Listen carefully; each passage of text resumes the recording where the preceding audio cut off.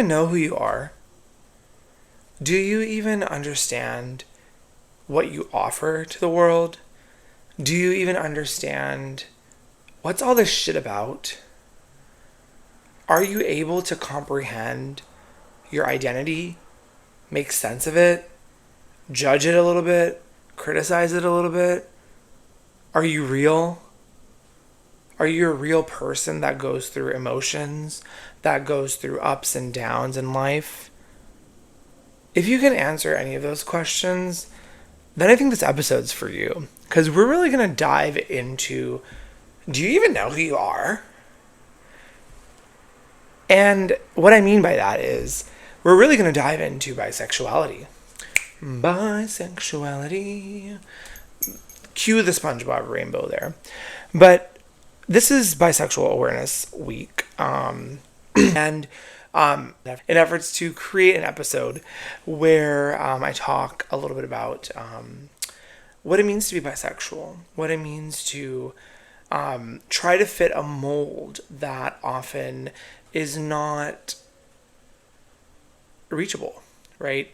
Also, what bisexuality looks like when you're brown, right? When you're Punjabi, when you're South Asian, when you're Indian, when you're a person of color. And how that really intersects with our identities, or the multiple identities that we hold, right? But why I really wanted to make this episode is I really wanted to tie it into my experiences as somebody who came out in their kind of early 20s, but really never felt like I was still there. So, if you're into that zhuzh, if you're into that shit, if you're into some sentimental stuff, I feel like I'm going to get senti. This is going to be not a sappy episode, but it's going to be an episode where we're going to get into it. We're going to get into our feelings. We're going to get into my experiences. And I'm going to ask you guys to reflect, ask you guys to tell me what's up. What do you feel when you think about these things? We are going to jump into tropes, what they do, and why they harm certain communities, essentially why they harm bisexual people. We're going to talk a little bit about attraction, right? I'm going to talk more at length at, what does bisexuality mean to me in a way? And then we're going to get into the experiences as being a brown Punjabi bisexual person, right? And really what that looks like when we're navigating this crazy world. But also when we're navigating our own inner demons, our own vices, our own vanities that often conflict with what reality should be. So if that all sounds good to you, grab your chai, grab your water, and let's get into it. So we're going to actually talk and jump into, what does bisexuality mean? And what is a bisexual person, right? Based on my own observations, based on some, content that's out there. But essentially, bisexuality means that a person can be attracted to, more than one gender. Often the misconception is that, because the word bi is there, that it is, a man and a woman or a woman and a man, depending on, what your sex assigned at birth is versus what your gender identity is, like how do you express yourself. So as a man, for myself, I'm bisexual. I'm attracted to both men and women. Now, there's also another term called pansexual, which I'm not going to get too into because it doesn't really reflect my identity. I don't really use that term, more so to describe myself. But of what I know about pansexuality is it's essentially kind of attraction to anyone and to all people, essentially, irrespective of their potential genders, right? And when we think about gender, right, we can think of it in a couple of different ways. We can think of it in the cisgender way, right? So people's like as me as a cisgender man, my birth sex or sex assigned at birth matches my gender expression, which is a man, right? I identify as a big old man. And then, similarly for women, a cisgender woman would be somebody who is female at birth, sex, and identifies maybe as a woman.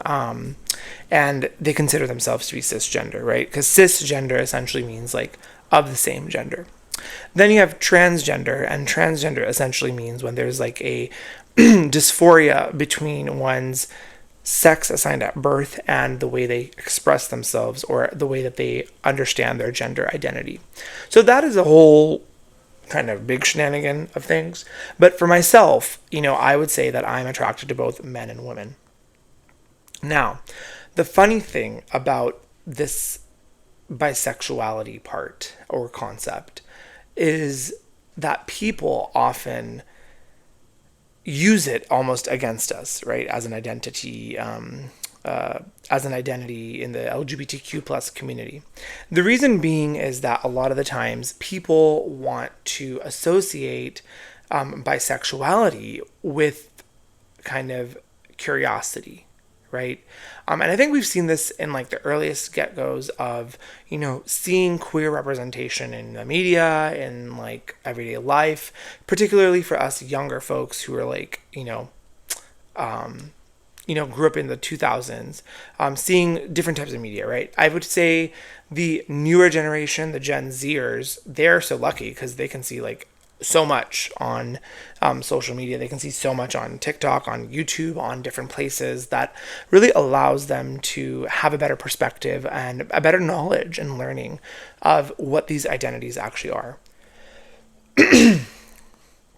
With that being said, often bisexuality or bisexual people are the joke or are given the short end of the stick, right? Oh, you're just confused. Oh, you don't know what you like. Oh, you're just curious. Like, everyone's curious. Everyone's tried something in college. Everyone's tried something in high school. It's a phase. Don't worry. You'll get over it. Newsflash, you don't get over it. Newsflash, when you start to talk like that and when you start to almost trivialize and stereotype a specific identity into one bin or the other, you start to really degrade what that actual identity means, and then people feel less and less comfortable actually coming out, right? So I'll give an example. I have a couple of friends who are who are bisexual or pansexual, and they're in a straight relationship, right? One might think, okay, well, that's cool. Like, the person's, the dude's bisexual, the woman is straight. So aren't they just heterosexual? Aren't they just straight? No.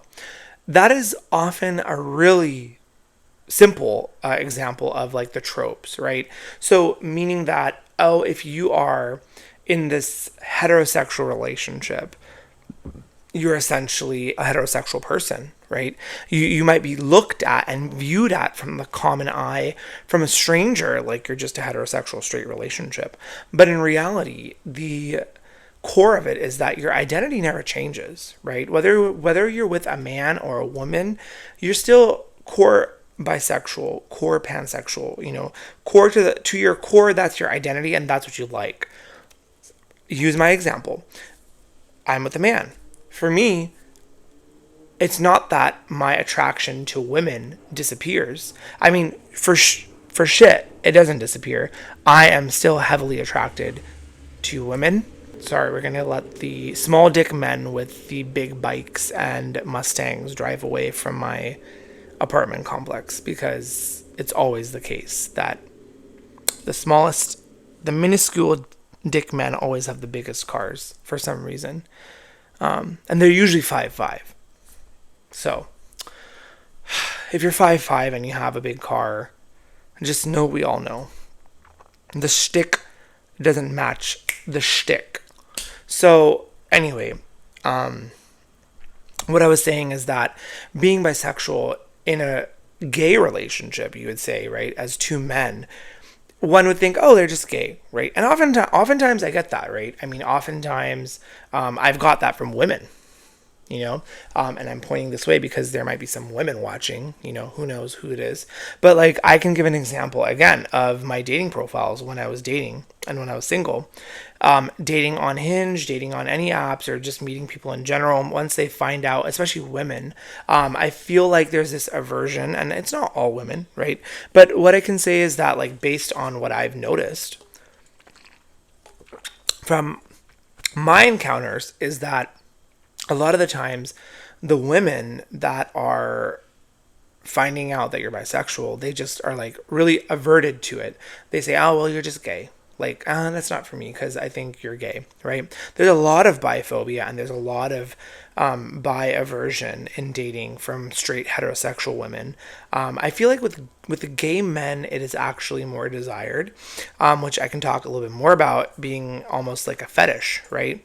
I think we also fetishize the bisexual men because we think of them as curious Georges, right? We think of them as something that maybe, and I'm saying we, but I'm saying as the masses of other people not like me, like other queer people or other gay men, I'll just call it what it is, other gay men, will think that these guys are essentially, just curious for them. It's like they're technically straight, quote unquote, but really they're not, right? I mean, really they're just big FAGs. We're all FAGs at the end of the day. Like, whether you're gay, bisexual, queer, trans, etc.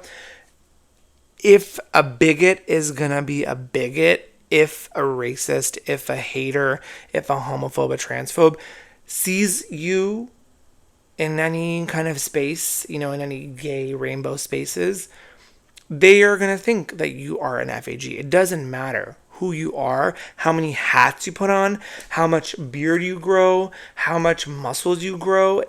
At the end of the day, they're going to hate you no matter who you are. So listen up, Buttercup, for the bitches who vote, for the bitches who go against their own community. They will never love you. I'm going to say it again. They will never love you. Stop appeasing and stop sucking the Republicans' dick and bootlicking them, because they're never going to accept you and they're never going to love you. I'm not saying that Democrats aren't also vile, because it's good to criticize from within. What I'm saying is, and I'm looking like this and I'm doing it this way, but what I'm saying is stop being like a model minority, because at the end of the day, that's kind of what it is. I mean, as an Asian person, if any of my Asian people are watching, you'll know what a model minority is. I've talked about it before in other episodes, right? Don't put yourself against other people in your party, in your group, in your culture, in your, community, and think you're better than anyone else because you think you can get ahead by licking their ass. You can't. You might get pink eye. That's the only thing you'll get. But you can't. So I've noticed it even in dating, right? Like dating, people date, people are interested in you. They find out you're bisexual. They think that you've been with men. Then they're like, right? Again, I mean, it's kind of like a win-win situation because, again, I wouldn't want to be with somebody, or I wouldn't be interested in pursuing my time, right, in somebody if they're never going to accept all of me, right? So I think that's a good thing. It's a red flag, but it's also a green flag. A red flag because that's a shitty person, and they need to do some introspection, and they also just need to learn. They also need to get with the times. But it's a green flag for you and I, because if you're in that situation, you know that you don't have to put up with that bullshit, Like, life's too short. Don't put up with that shit. I'm certain there's somebody else that will be down for you. But then, let me tell you the real hot gossip. Then, there are people who are bisexual, find a woman, get engaged to said woman, but don't highlight the woman on their social medias, especially when they're a very socially media driven person. If this applies to you, I'm sorry, but I don't buy it. Wow, I'm fucking gassy today. That's so much for my fucking pesto Whole Foods chicken. Fucking pesto Whole Foods chicken. This is why I don't record at nighttime. Because all the food, all the shit's settling down. It's all... And it's getting relaxed. You can even hear it in my voice. It's a little hoarse. I guess all the motherfuckers are out today right now. Aren't y'all bitches supposed to be going to sleep? It's 9 o'clock on a Monday. So, anyway, what I was saying is, this bitch will be a bisexual man dating a woman or engaged to a woman now. A woman knows he's bisexual. Good for her. Great. Man is still in the comments. Man is still in the DMs of other men. The man is still lurking around because in my culture, in my Indian culture, it is still taboo. It is still taboo to be an FAG, to be gay, to be queer. And some of these men, and I'm not trying to trope them now, I'm not trying to stigmatize them, but I am knowledgeable of the situations because I have been a witness to such experiences and situations. Never have I been in that situation because I don't do that shit. But I have witnessed them. That makes me credible, whether you like it or not. But then he's going around poking his schlong in everyone else's business because he's not going to be satisfied sexually or romantically with a woman. Even though he is bisexual, even though he likes women, there is, again, a complexity to your sexuality, right? There's a complexity to it. Just like there's complexity with people, dating more than one person, just like there's complexity with people being in open versus monogamous relationships, there's so much more than just the face value. And I know I got a lot of schlack for the last episode because I talked about open relationships. But again, I don't think I said anything wrong. Again, this is my fucking podcast. I bought this motherfucking microphone off of Big Mama Amazon, and I have my little shitty Ring camera that's holding on with a fucking piece of scotch tape because I dropped it one time. But it is my podcast, and I can voice my opinion. And really, I mean, at the end of the day, I didn't really say much nasty shit. If I really wanted to say something nasty, I could say it, but I'm not going to. Maybe that's another episode. But yeah, that's the thing. Sexuality is so complex, right? Sexuality and sexual attraction is so complex. Even though he's a bisexual man engaged to a woman, you think, oh, okay, that's great. He's doing his shit. He's doing his shtick. He's doing the whole shenanigan of what he said. I like women. I like men. Okay, you end up with a woman, but I still like men.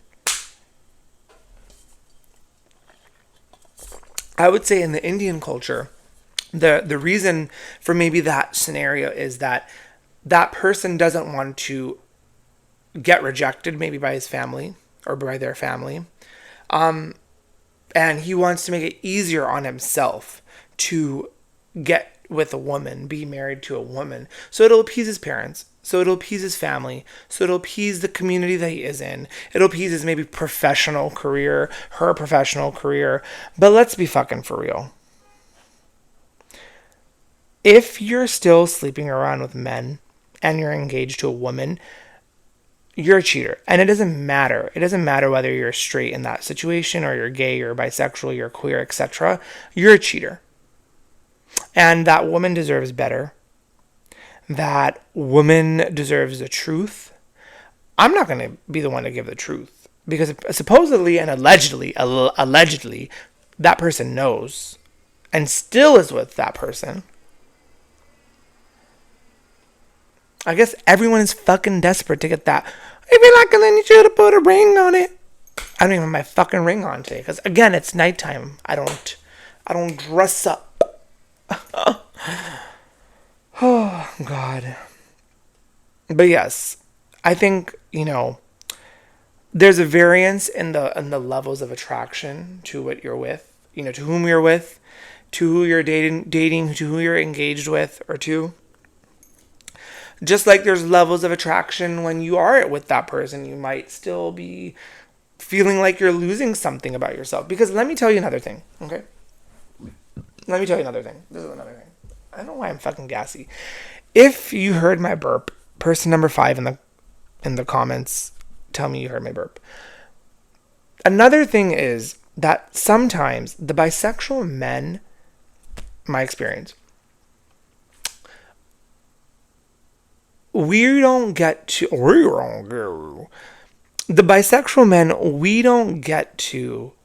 experience our gayness until the very later part of our life, right? Just like the gay guys, and lesbian people, lesbian women, just like any queer person, right? Doesn't really potentially get to experience that different part of their identity, but until like maybe later, right? I mean, now the younger generation, again, Gen Z, is so fortunate because they see themselves in the media, right? I mean, they see people. I mean, I see people like Lara Raj. Shout out to Lara Raj and Cat's Eye. If you're a Lara Raj, please hit me up.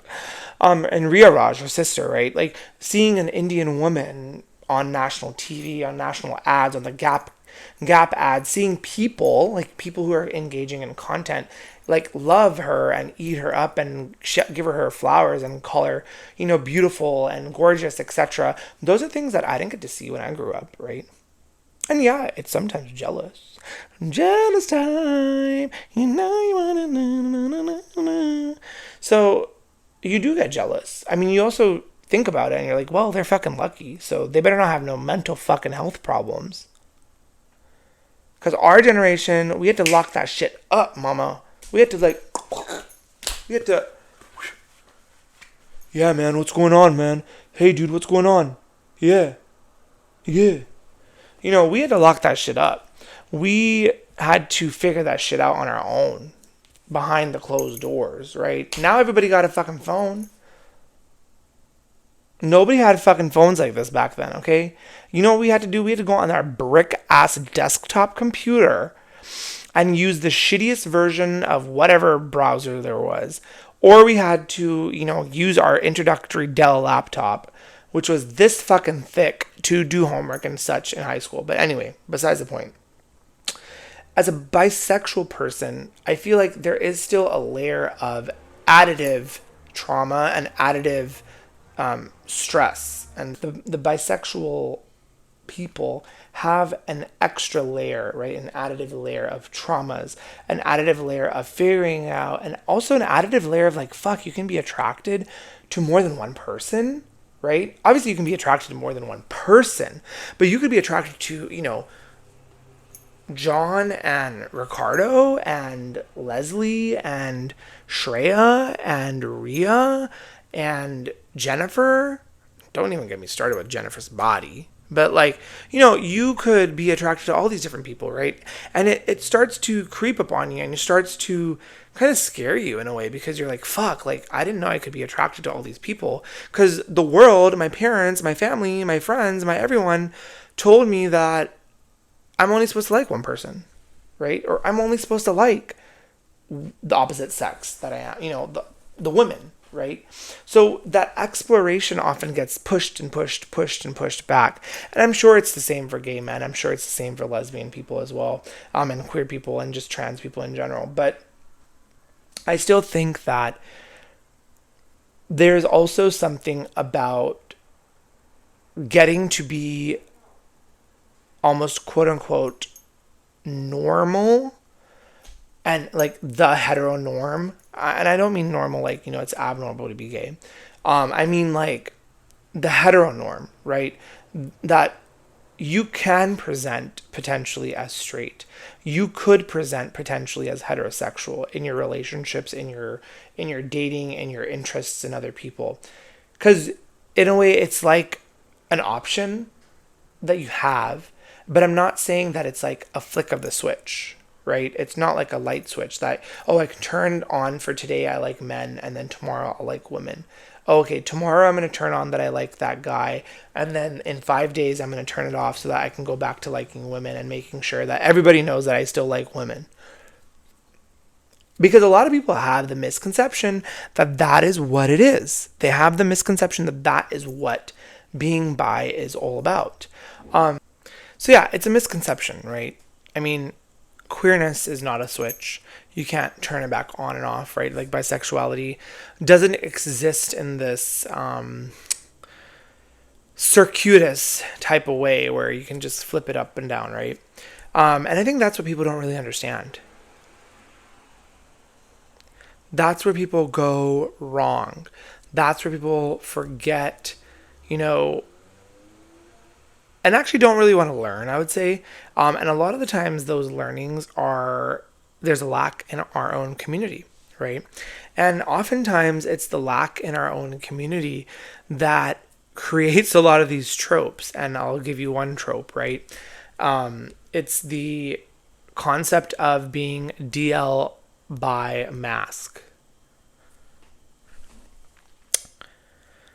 Now I know our community is very creative, very artistic, very unique. But what the fuck is that? I have yet, okay, as a person who's all three of those things at different times in his life, has been at different times in his life, what the fuck does that mean? What the fuck does DL by masc mean? Like, somebody needs to tell me what that fucking means, because you're literally putting antagonist words, like antagonizing words next to each other almost, right? Except for the masc part. You can keep that part out. But DL and bi. Mama, how the fuck can you be DL and bi? If you're discreet, meaning if you're down low, that means you're not bisexual. Like, DL is meaning that you're straight and you just play with men on the down low, which is what it fucking stands for. It's in the fucking acronym. So you really can't be DL by masc. I mean, you could be DL by masc. You could be masc. That's fine. Keep that on the other side. But what the community, essentially, what the FAGs, what the gays, I'm looking at you guys, what the gays are doing when they're doing this DL by masc. And also, it's like the other idiot men who actually aren't DL, who aren't bisexual, who aren't even masculine, that are putting it in their dating profiles, that are putting it on their sniffers, on their Grindr, on their Tinder, on their Next thing you know, all these sure apps, like, that's all they fucking want to do. I feel like these bitches have a collective meeting every month or every quarter.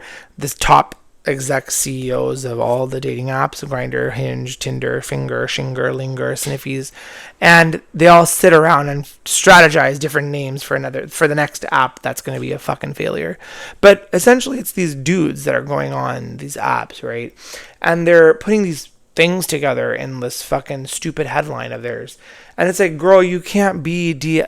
Like, if you're telling me you're DL masc, that means you've DL bi, that means you've already chosen your sexuality. So you're not DL, baby. Take it out. And then I know what you're trying to do. You're trying to put all three of those acronyms together, or words together, phrases, words, essentially, because you want to create an image. You want to create an image that you're this super masculine, bisexual, curious, down low dude who doesn't partake in anything. Then why the fuck are you on the apps all the time? Why is it that if you open Sniffers or you open Grindr, you open Hinge, I don't think Hinge, but you open those two infamous apps that have the community in a chokehold, and you'll see always the sisters who are DL by mask, DL by, DL by, DL by, DL by, DL by. Like, bitch. If you are DL, why the fuck are you always on the gay dating apps, on the gay hookup apps if you're DL? Huh? Has anyone ever fucking thought about that? Has anyone ever put it in their mind to think what's going on? Really, do people think anymore? I don't think so. Really, I don't think so. Because if you really fucking thought just for 1 second, I'm giving you 1 second of your time. Then you can go back on Schniffies and find your hopeless romantic hookup. If you thought for 1 fucking second, why is this same fucking heifer, this idiot, always on the fucking apps? And he's always saying he's DL. Baby, you're spending way too much time with the gays. You are not DL, baby. It's like, I hate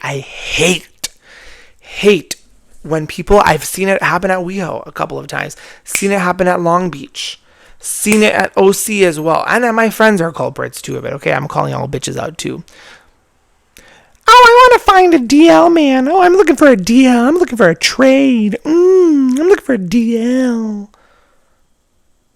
Babe, if he's at the gay club, if he's at the queer club, if he's in the gayborhood, he is not DL, mama. What will you not understand? The man is gay. House down boots, especially when their eyebrows are done. It's my biggest pet peeve, and I'll be bringing this shit up. I'm a broken record. I hate when dumb ass gay people think that he's gonna be DL. Babe, look at the face. Look at the pants. Look at the tight fitted shirt. You think that man is DL? He is literally a walking target. He's a walking sign. He's a, what do we used to call those? Sandwich board. We used to make in elementary school with, you'd put the two poster boards together and you'd wear it and you'd do the presentation. Sandwich board. He's a little sandwich board, and he's trying to get his puss sandwiched later on at night. He is nothing of the sorts, baby. Just move on. And then don't even get me started with the mask part. That is just a facade. Because I do believe that all of us are a little bit masculine, a little bit feminine. We're all kind of in between. I don't think there is really a level to which people have to be super, super masculine. And those guys are usually the biggest FAGs. They're usually the biggest feminines. That's actually what we should say it now. Feminines. Feminine. Yeah, but anyway, that part is just totally bonkers because they're just putting it at the end for no reason. They might as well put low credit score. DL by low credit score. DL by lives with mom. DL by in $35,000 credit card debt. DL by has 4 kids. DL by had gonorrhea 5 times. DL by on PrEP. DL by on DoxyPep. How are you DL and bi and on DoxyPep? You literally have to tell your provider that you're having sex with men, that you're gay, and that you have unprotected sex. You can't be DL bi on PrEP and on DoxyPep and on 5 kids mortgage and alimony, okay? Don't fucking do it. Don't fucking do it.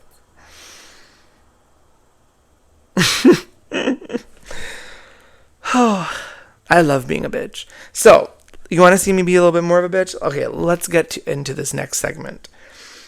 Let's talk about the Asian expectations and what it means to be bisexual, Punjabi, and how that all pans out. So I took some notes because I don't want to forget. But my comment on being brown, being POC, being Punjabi, Indian, all that shenanigans, and being in this situation, I like to... Why the fuck am I burpy today? I can't even edit it out because I don't know how to fucking edit well. So you're going to get the sounds. I'm just going to start making them in between because it'll sound normal then. But what I had on here on my little handy dandy notebook is the cultural implications of being South Asian and queer, like being Indian and queer. And it's really interesting because I watched that movie the other day, The Wedding Banquet. And if folks haven't watched that movie, it's essentially like about two couples, like two gay couples, one gay couple, one lesbian couple. And they're really close friends. And essentially, the lesbian couple wants to start a family. They want to have a baby. And the gay couple, one of the partners is really well-to-do. And he's also a foreigner. He's from Korea. So his student visa essentially is going to expire, and then he wants to propose to his partner. His partner says no, and then blah, blah, blah, blah, blah. Essentially, the lesbian partners, they are trying to have a baby through IVF. Very expensive. It's failed a couple of times. So the Korean gay guy essentially says, hey, I'll pay for IVF. How about me and you get married? That way I can tell my family I got married, and that way I'll keep getting my trust money, and I can stay here in America. Shamerica. Right? Looking back on it, I'm sure they probably think, what the fuck do I want to do here? It's fucking ghetto shit. But, to each their own. So essentially, the whole concept was like this Asian relationships, the Asian expectations of their kids, right? And I really resonated with one part because essentially both of the characters, one of the lesbians in the movie and the gay guy played by Bowen Yang, they both came from only children. They were only children, which is, hey, that's me, right? And while I'm not Asian in the sense that I'm not Chinese or I'm not Korean, etc., I am Asian, right? And I'm Asian Indian. Right. I like to call myself Asian. I mean, I know that we use the term Southeast Asian more to delineate this, the region of India, Pakistan, Bengal, all that stuff. I know that we use it for, more of a specific type of Asian. But I'm, grew up using Asian, so I kind of interchange between both. And I think, again, you are Indian and that is encompassed within Asian, right? So anyway, the expectations of, the only child on this Asian families or in these Asian families is often that they want you to be, successful, educated, marry well, have a loving relationship, take care of your parents, all these things. And thinking about what the person and what the characters also said in the movie is one of the grandma of the Korean boy who's gay said, I wish that, my grandson had some other siblings. And I used to wish that a lot about myself. I used to wish that, man, I wish I had another sibling or something, that I could potentially detract away the energy and the time to, my parents could put more energy and time into the other kids or, could focus on the other kids, right?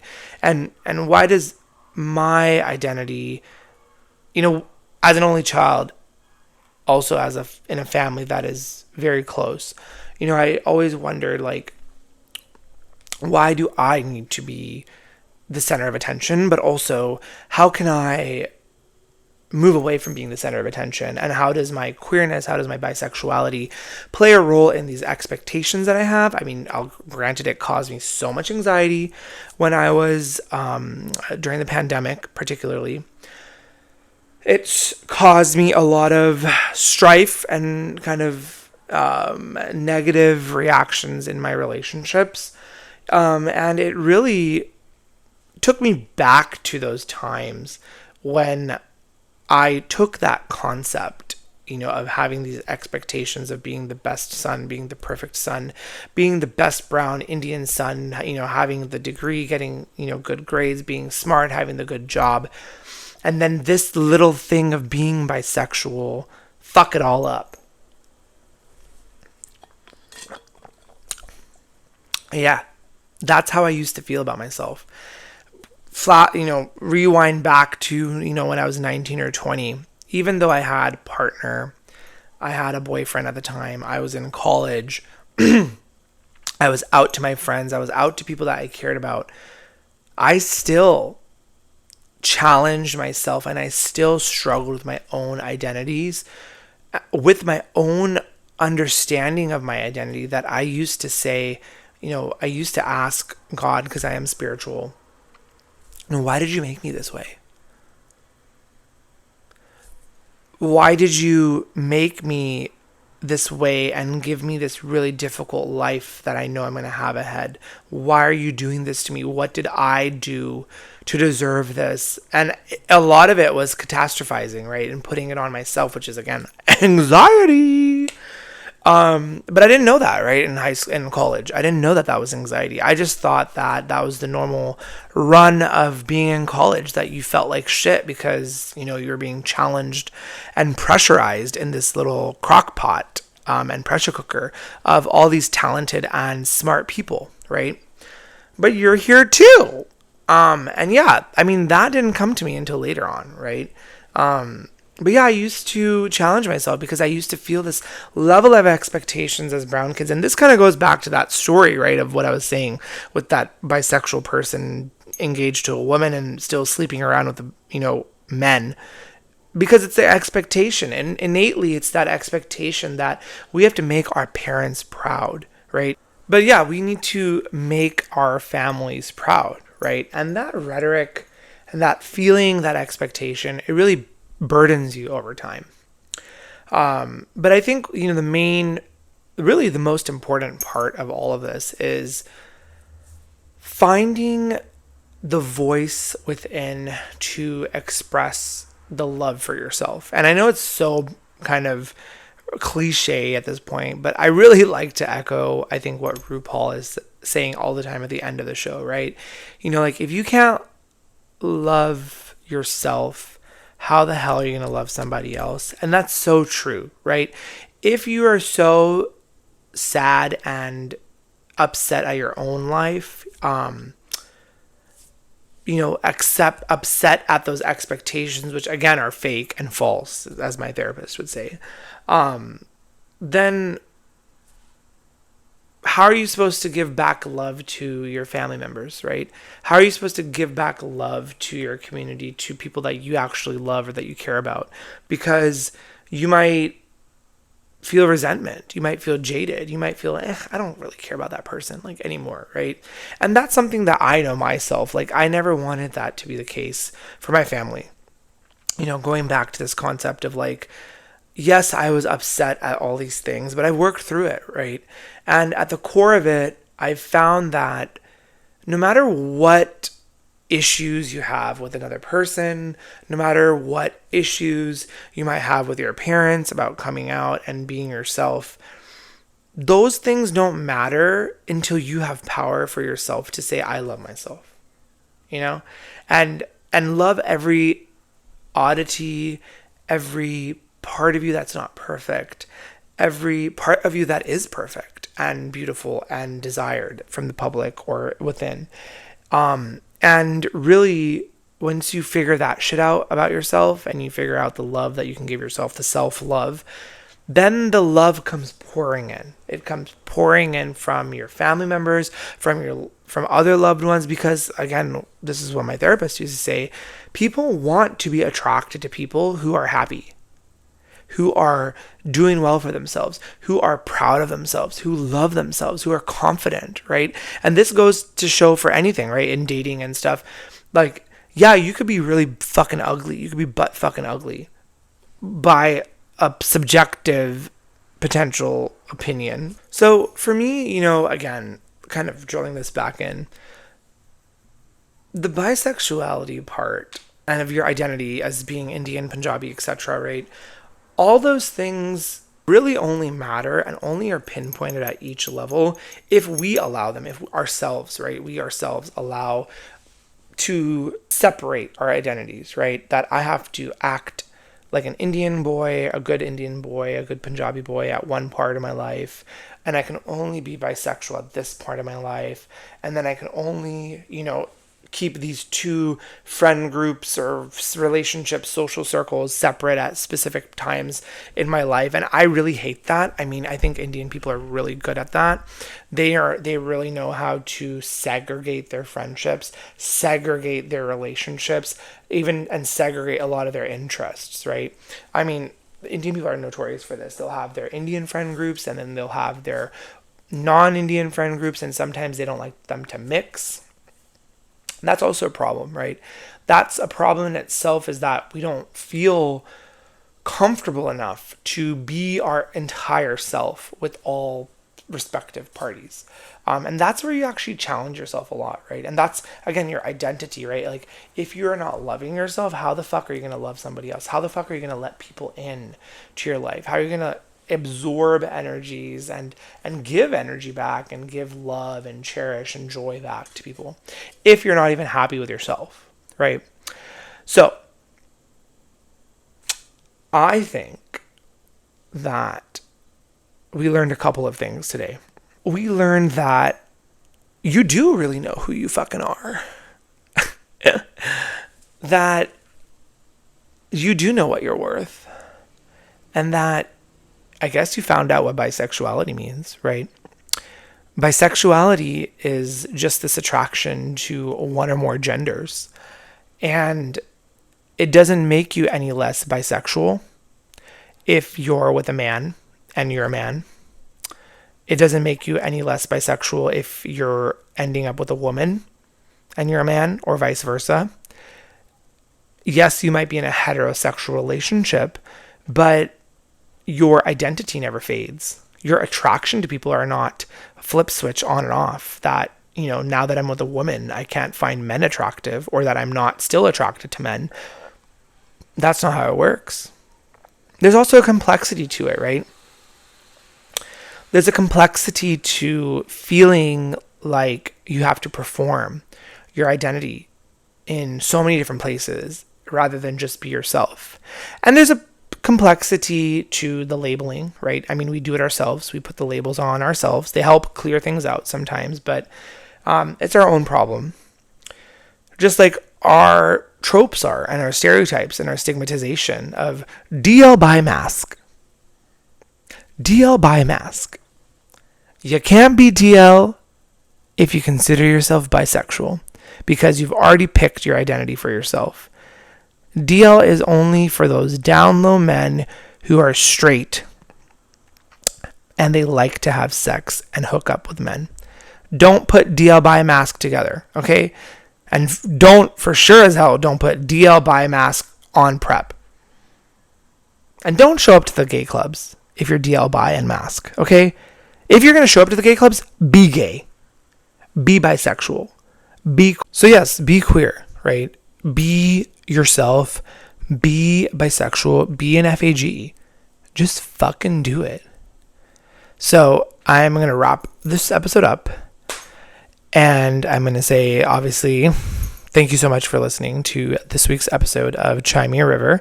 If you enjoyed this episode and you enjoy kind of my hot takes, my rambunctious personality, and my, honestly, stupidness, you should definitely subscribe, follow, and share Chime Me a River on YouTube, where you're watching it right now, on TikTok, as well as Spotify and Apple. The audio can always be listened to wherever you stream, and the videos are always available on YouTube, and snippets are always available on TikTok. So again, that is Chime Me a River. I'm your host, Shane Lamba, and until next time, stay spicy. Take care.